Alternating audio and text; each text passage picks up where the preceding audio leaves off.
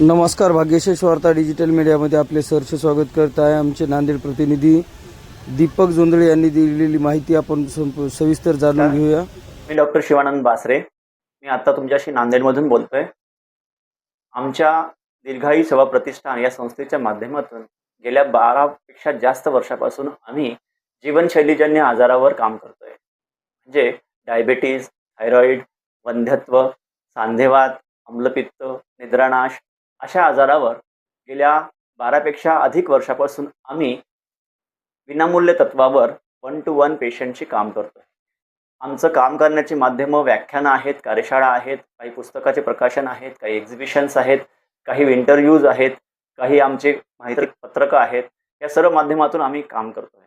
या शृंखलेतला एक भाग म्हणजे आम्ही आत्ता येत्या 27 तारखेला म्हणजे बुधवारी आम्ही मधुमेह कार्यशाळा घेतोय. त्या मधुमेह कार्यशाळेचं नाव आहे चला मन शोधूया आणि मधुमेहाला हरवूया, आणि तेही फक्त 63 दिवसामध्ये.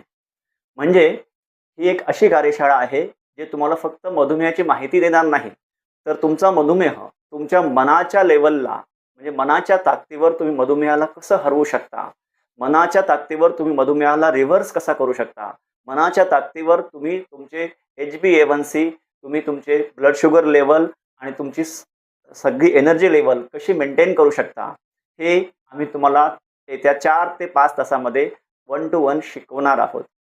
ही कार्यशाळा आत्तापर्यंत अनेक प्रकारच्या कार्यशाळा किंवा आपण जर सोशल मीडिया पाहिला तर अनेक प्रकारच्या दावे प्रतिदावे कार्यशाळा ट्रेंड्स आपल्याला पाहायला मिळतात मधुमेहाच्या बाबतीमध्ये. पण प्रत्येक ठिकाणी आपल्याला काही चांगले गोष्टी पण दिसतात की एखादा ट्रेंड आपण फॉलो केला म्हणजे काही जणांना फक्त 2 वेळा जेवण केलं की बरं वाटतं, काही जणांना वारंवार थोड्या वेळाने खाल्लं की मधुमेह बरा होतो.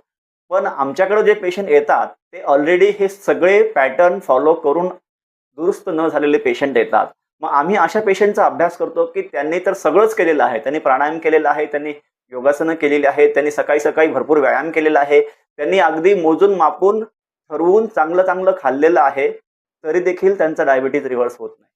मग नेमकं चुकतंय कुठं? तर चुकतंय हे की त्यांची मनाची स्थिती. आज म्हणतो आपण की मधुमेह हा जीवनशैलीचा आजार आहे. पण जीवनशैली म्हणजे काय? जीवनशैली म्हणजे काय? आपण 100 वर्षापूर्वी गेलं तरी वरण भात भाजी पोळी आपण हेच खायचो.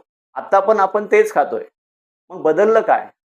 तर हे नेमकं बदललंय आपलं मन, आपली मनस्थिती जी 100 वर्षापूर्वी होती, जी 10-20 वर्षापूर्वी होती, आणि आजची मनस्थिती. प्रत्येकाच्या मनात बदल झालेला आहे. हा बदल काय झालाय आणि हा बदल पूर्वीसारखा तंदुरुस्त करण्यासाठी आपण काय करता येईल, तेही फक्त ओबडधोबड म्हणून नाही, शास्त्राच्या आधारावर. ॲलोपॅथी, आयुर्वेद, योगशास्त्र आणि आधुनिक मानसशास्त्र ह्या 4 शास्त्रांच्या मूळ सूत्रावर आधारित ही आरोग्य कार्यशाळा, ही मधुमेह कार्यशाळा आपण घेत आहोत. मला वाटतं तुम्ही एकदा यावं ह्या कार्यशाळेला. तुम्ही आलात तर कायमचं तुमच्या मनातल्या प्रत्येक गोष्टीचा मागोवा तुम्हाला इथं मिळेल, आणि नक्कीच तुम्हाला डायबिटीज तुमचा रिव्हर्स करण्यासाठी लागणारी जी महत्त्वाची गोष्ट आहे, जी की आत्तापर्यंत मिस होत होती तुमच्याकडनं, ते तुम्हाला इथं त्याचं उत्तर मिळेल.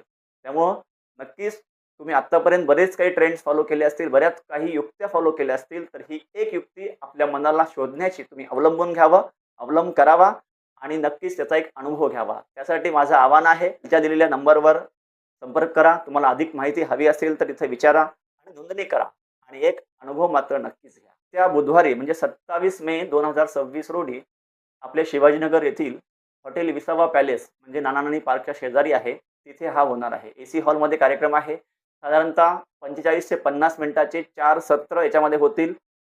आपल्याला मध्यंतरामध्ये जेवणाची सुविधा उपलब्ध आहे.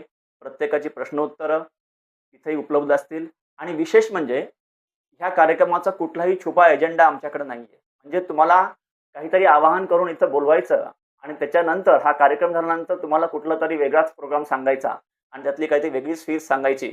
पैसे कमवण्याचा हा स्पष्ट हेतू याच्यामध्ये अजिबात नाहीये. त्यामुळे तुम्हाला हा कार्यक्रम अटेंड केल्यानंतरच याची महत्त्व तुम्हाला कळेल. त्यामुळे तुम्ही अटेंड करावं आणि शंका निरसन करावं असं आमचं आव्हान आहे.